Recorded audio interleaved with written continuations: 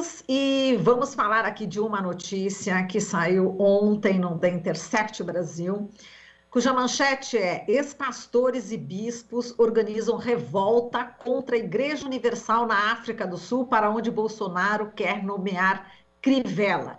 E o autor dessa matéria é o nosso querido jornalista, amigo Gilberto Nascimento, ele que também fez o livro O Reino, a História de Edir Macedo e uma Radiografia da Igreja Universal, que eu tenho aqui. A gente nem combinou, hein, Gilberto?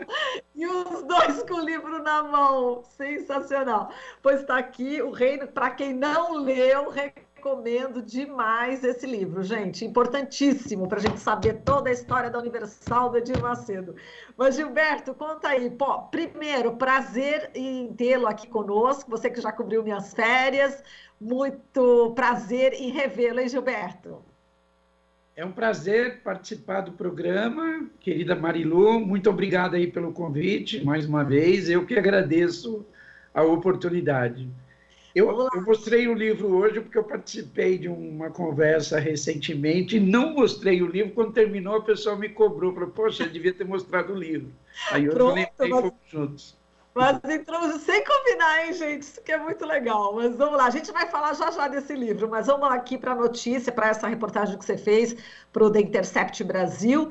Você começa a matéria, Giba, dizendo que o reino de Edir Macedo começa a ruir, ao menos na África, e que isso já aconteceu em Angola. Conta um pouco para a gente desse episódio de Angola e o que desencadeou essa revolta também de ex-pastores e bispos na África do Sul, Gilberto.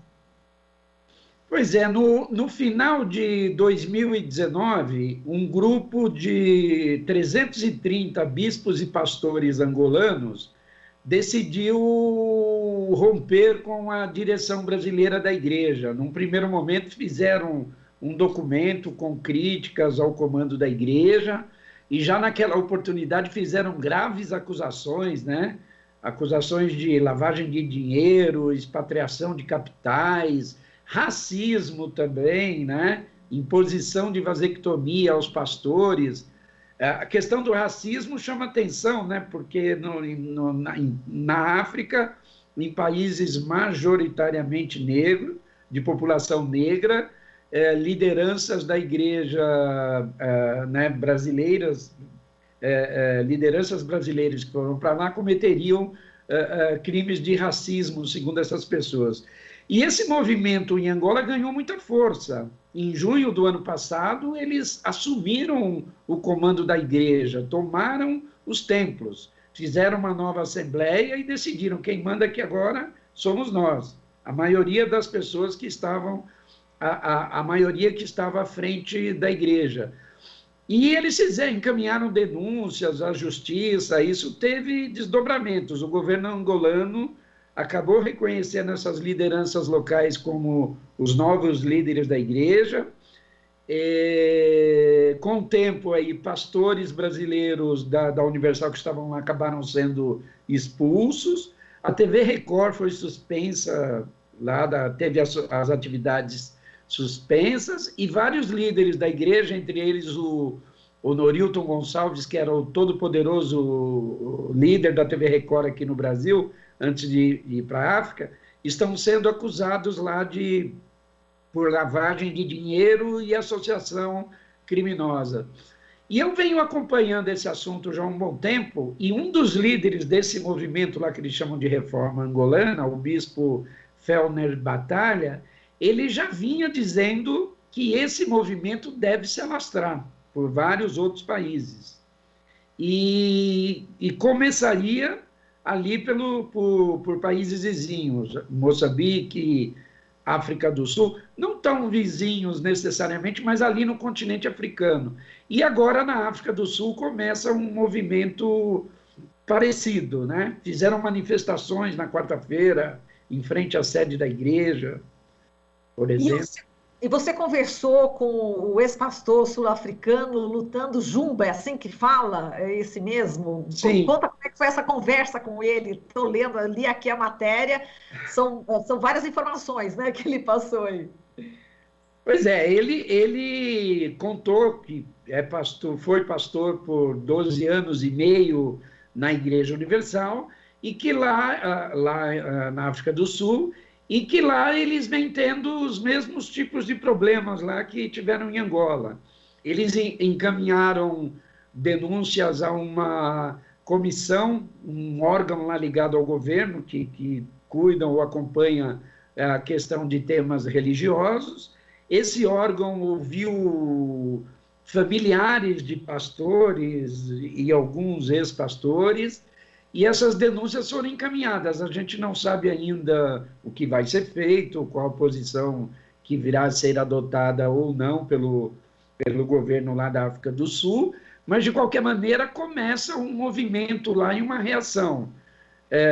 A imprensa local já tem publicado reportagens também, e pode ser que esse movimento lá também acabe ganhando força, como ocorreu em Angola. E a indicação do bispo Marcelo Crivella como embaixador pelo governo Bolsonaro vai provocar, acirrar ainda um pouco mais essa discussão, né?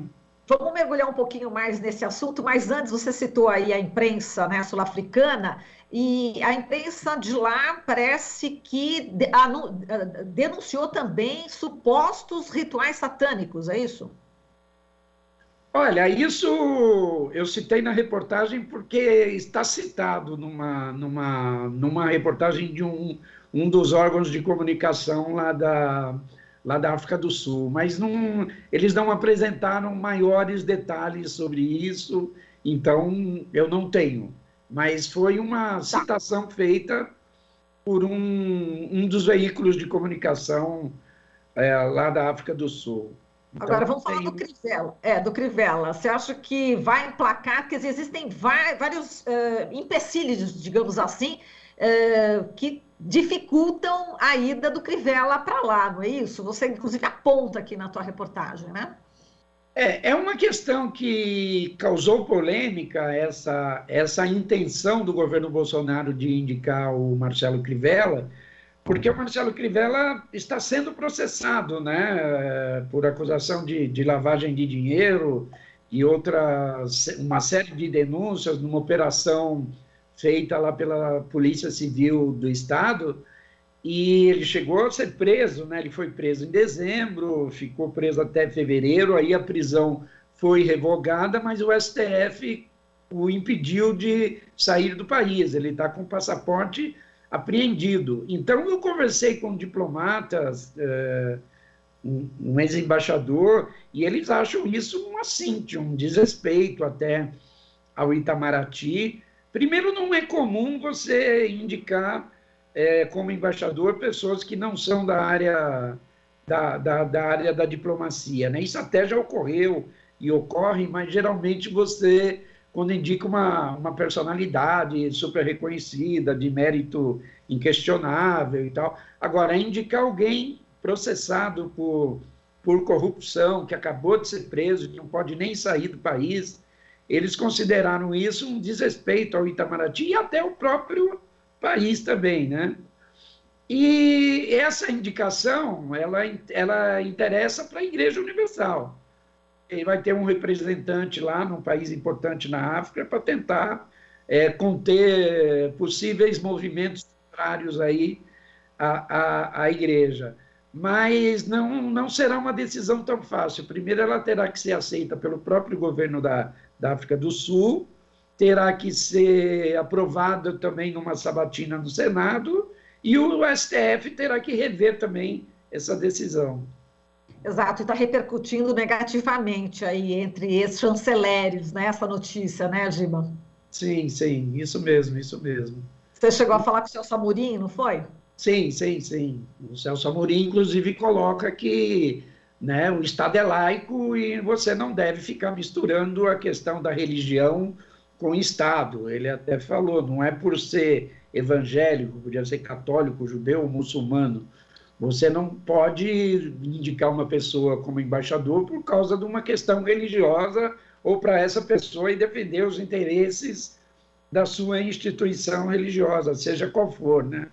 Exato. Agora, no minutinho final aqui, Giba, vamos falar do teu livro O Reino, a história de Edir Macedo e uma radiografia da Igreja Universal, que eu tenho aqui, e você também, claro. E conta pra gente os escândalos, Giba, que você coloca aqui nesse livro. São impressionantes, né? Olha, o livro conta a história desse líder religioso polêmico e controvertido, né? E a história da Igreja Universal, que é uma igreja neopentecostal, a maior entre as igrejas neopentecostais no Brasil, né? Não é a maior igreja evangélica, como muita gente pensa, a Assembleia de Deus é maior, a Batista e a Congregação Cristã do Brasil, mas entre as neopentecostais, que são as igrejas que enfatizam muito mais essa questão da cura, do milagre, do exorcismo e da teologia da prosperidade, né, que defende que a riqueza é uma bênção. E isso atrai, né, muita gente que está em situação de extrema dificuldade, de miséria, de problemas existenciais, tudo quanto é tipo de problema. É um discurso, a teologia da prosperidade, que tem muito apelo, né?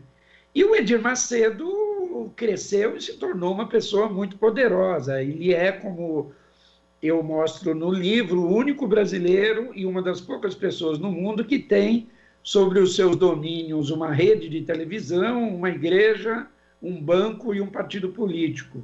Como eu costumo dizer, nem o Roberto Marinho chegou perto disso, né?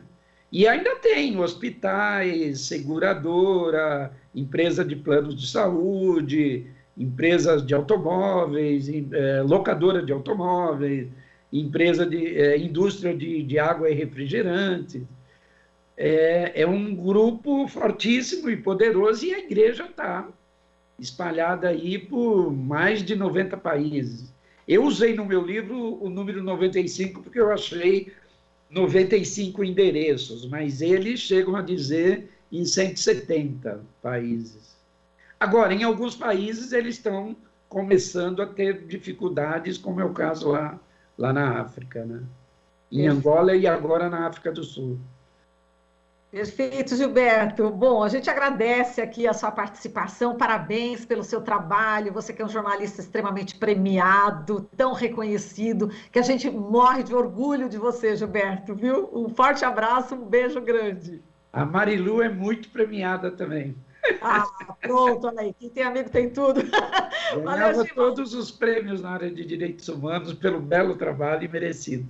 Ah, que isso. Obrigada, Giba. Um grande beijo para você. Parabéns aí pelo seu jornalismo sério, relevante, trazendo aí a verdade, né, para os nossos leitores, ouvintes, telespectadores, internautas. Um forte abraço para você novamente. Parabéns, viu? Muito obrigado. Até mais. Obrigado, um abraço. Até tchau, mais. tchau. Obrigado pela oportunidade. Imagina, aqui os microfones sempre abertos para você. Gilberto Nascimento, ele que é autor do livro O Reino, a história de Edir Macedo e uma radiografia da Igreja Universal, e que acaba de fazer uma reportagem falando sobre a mobilização de ex-pastores e bispos que se organizam em revolta contra a Igreja Universal na África do Sul. Aqui você ouve as notícias que os outros não dão. Jornal Brasil Atual.